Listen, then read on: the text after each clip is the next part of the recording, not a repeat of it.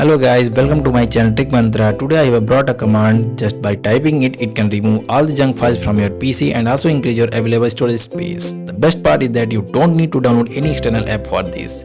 So guys, watch the video till the end because I'm going to explain everything step by step. First, press the Windows key plus R on your PC at the same time. After pressing it, type this command and then click OK. Guys, I have also provided this command in the video description so you can copy it from there. After clicking, you can see a number of files on the screen. Now all you need to do is to delete them. But now you might be wondering whether deleting this file could be removed important files or photo from your PC. But don't worry, that's not the case. These are the temporary files that Windows and apps use a short period of time.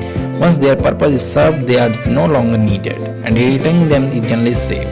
To delete these files, simply press select all and then delete. If some files cannot be deleted, just click skip. That's completely normal. Doing this can also improve your PC performance. So tell me in the comment section how you like this video, and please like and share and subscribe to our channel.